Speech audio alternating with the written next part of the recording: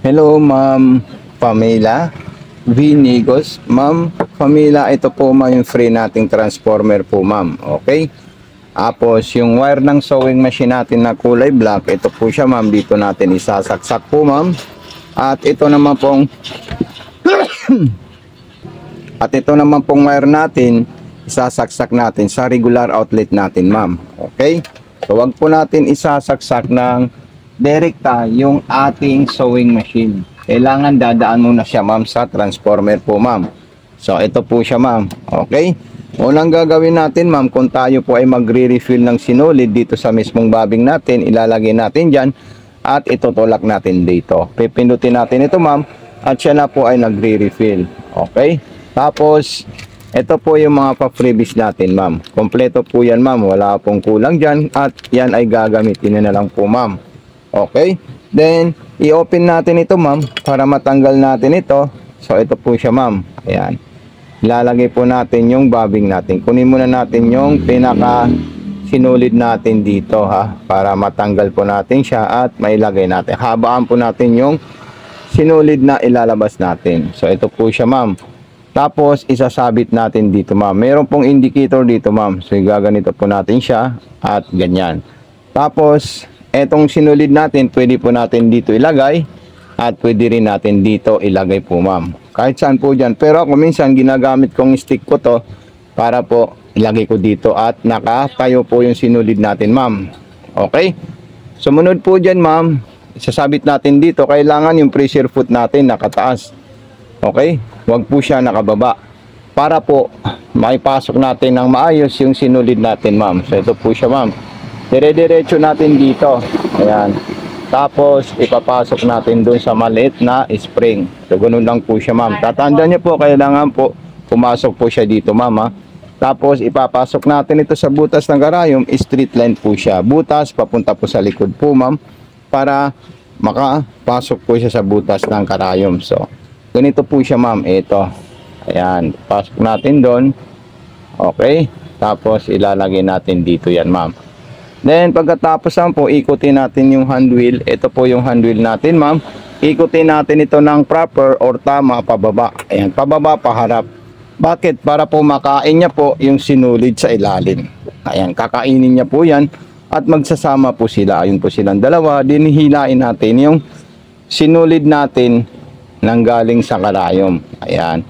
Tapos, ilalagay natin dyan at ilalagay natin ito, ma'am. Okay? Tapos maglalagay po tayo ng ating tela. Ayan. Okay. Then pagkatapos naman po niyan ma'am, is gagawin natin, pipili tayo ng gusto nating design. Nasa 00 po siya ma'am. Then straight line, speed control, then button start, then reverse. Ayan. So ayan po siya ma'am. Then kung gusto niyo po i-reverse po siya ma'am, long press nyo lang po ito ma'am. Ayan, long press lang po siya at kusa na po siya atras. Okay. Tapos pindutin natin siya ulit. Ayan. Then kung gusto niyo po malalayo yung agwat, pwede niyo po ito pailawin itong dalawa. Ito kasi sa spacing po ito ma'am. Kung gaano kalayo yung gusto niyo pong hakbang or distance ng sewing machine niyo po ma'am. Ayan. Okay, so ayan, malalayo na po yan ma'am kasi in-adjust natin yung ilaw. So ito po siya ma'am, pakita natin sa inyo po ma'am yung distance na ginawa niya. So ayan po siya ma'am, atin sa ilalim, ito naman po siya. At kung magkaroon po siya ng pangit na tayo sa ilalim, pakiayos po yung paglalagay nyo ng sinulid dito at pwede nyo po taasan yung numero dito. Yan po yung nagko-control ng stitches na pangit sa ilalim. Okay po ma'am, so ayan. Then gagawa naman po tayo ng zigzagger natin. Ayan. Ang zigzag natin, 0-3. So, 1, 2, 3. So, wala pong ilaw ito. So, normal yung gagawin niyang zigzagger. Hindi po siya malaki at hindi rin po siya maliit po, ma'am. Okay? Then, stop natin siya. At kung gusto natin siyang malalaki, pailawin natin ito. Ito kasi yung lapad ng zigzagger. Kung gaano kalaki, ito po siya. Dito po yung distance. Kung gusto niyo pong mas dikit at masinsin yung distance, pwede niyo po i-adjust ito ma'am. Ayan. So, bibigay po siya ng masinsin na zigzagger. So, ayan po siya ma'am. Ayan. Nakikita niyo po siya, nagbubo po siya ng zigzag pero dikit-dikit po siya ma'am. Okay? So ayan, stop natin siya at tayo naman ay kukuha ng mga iba't ibang klaseng design natin, ma'am. Ayan. So ito po siya, ma'am, yung ginawa po niyang zigzag na masinsin. Ayan. Tapos dito, nasa normal po siya, ma'am. Okay. So ayan din. Sunod naman natin dyan kung tayo po ay kukuha ng mga iba't ibang klaseng design. At kung meron po kayong mga katanungan po, ma'am, huwag po kayo mahihiya mag-message sa Mato Sewing Machine Vlog. Facebook page namin po yun. Lahat ng customer namin, doon po namin sila chinu-tutor at i-guide dito sa sewing machine na nabibili nila. So, pang-aging, 08. Ayan. Pang-aging po yan, ma'am. At pang-piping, number 20. So, ayan po, ma'am. Lahat po yan, gumagana po siya, ma'am. At kung gusto nyo po magborda, itatype nyo lang po yung lahat ng gusto nyong borda po, ma'am. Okay? Tapos, dali natin sa number 9, borda. Tapos, ang gusto ko pong borda niya is papailawin ko po to, ma'am. Ayan. Ito rin, papailawin ko rin to.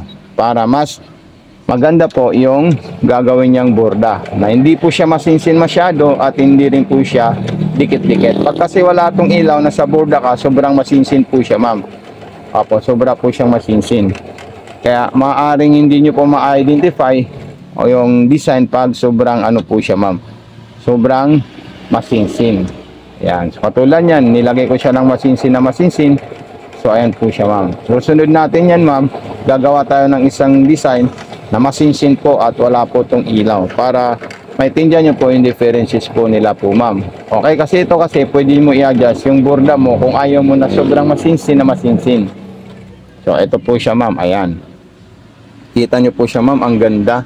Ginawa ko malapad, din medium. Tapos gagawa tayo ulit ng isa pang sobrang masinsin. Matakaw naman po yun sa sinulid po, ma'am, pag sobrang masinsin yung ipapagawa nating design. Let's say, punta po tayo dito sa number 8. Ayan, din pupunta po ako sa number 9. Tapos, check natin yung pinakamasinsin niya po, ma'am. Okay? So, ayan, wala pong ilaw yan or punta tayo sa another design. Ayan, tapos balik tayo dito sa number 9. Sobrang masinsin po yan, ma'am. At matakaw po siya sa sinulid. Ayan. So, okay. So, yun yung differences nila pag may ilaw. Ito. Pag may ilaw ito, i-adjust mo lang po siya para hindi siya ganun kasinsin yung ginagawa niya. Ito yung pinakamagandang design niya po, ma'am, sa lahat ng gusto niyo pong borda or design ng ating sewing machine. So, ayan. Punta naman po tayo sa 36, ha. Ayan. Ayan. So, gagawin natin siyang masinsin na masinsin. Ayan. So, masinsin na masinsin po yung diamond na ginawa niya. Wala tayong in-adjust, kundi nasa normal lang po siya. Ngayon, ang gusto ko naman po, gagawin ko po siyang mas hindi siya masinsin at hindi po siya masyadong buka. Ayan. Okay? So, ayan. Dito lang po ako. Tapos, ito, pwede ko rin po siya i-adjust ng ganyan. Ayan. So, makikita nyo po siya, bibigay po siya ng spacing. Ayan, mas maganda po yung may spacing kumpara mo sa walang spacing. Kasi yung walang spacing at walang wider, masyadong matakaw sa sinulid po siya, ma'am. Kaya mas maganda, bigyan mo siya ng ganitong klaseng may ilaw na kulay green para level po yung sinulid at saka yung design ng ating sewing machine po, ma'am. So lahat po yan, ma'am, nagpa-function at gumagana po, ma'am. Pag gusto niyo pong mabilis po, ma'am, i-adjust nyo lang po ito, ma'am. So, i-check muna natin yung ginawa niyang design. So, ito po, ma'am, yung ginawa niyang design na diamond na mas gusto ko pong gamitin pag nasa normal po siya, ma'am. Ayan, tingnan nyo po siya, ma'am. Ang ganda. Ito yung masyadong masinsin, dikit-dikit. Pero ito yung hindi.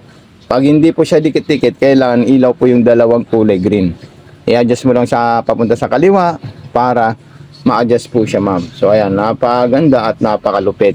Okay, kunin naman natin yung iba pang design ng ating sewing machine. Katulad po nito, ma'am. Ito, yung 45. Ayan. So, ayan po siya, ma'am. Napakagandang design din po yung number 45 po, ma'am. So, ito po siya, ma'am, yung mga iba't ibang klaseng design na pinagawa natin sa kanya. Ang ganda, oh. Napaka-astig. Tapos, kunin natin yung crossroad na flowers na design po ng ating sewing machine. Meron din po siya yung 32 at saka 33. Ayan. 32 at saka 33. Kunin natin yung 32 muna. Ayan. Nakikita nyo, napaka-solid talaga po niya, ma'am.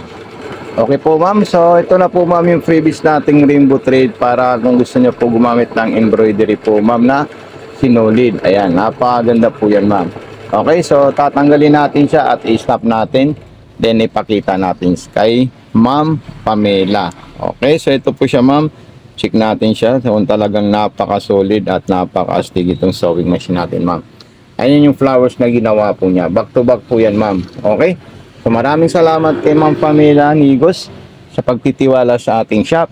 God bless and more power po. Any concern, any problem, any ko sa sewing machine, mag-message po kayo sa Mato Sewing Machine Vlog FB page natin. At mayroon din po tayong YouTube channel. Pwede nyo rin po doon panoorin po, Ma'am Mato Sewing Machine. So thank you so much. God bless and more power po, Ma'am Pamela.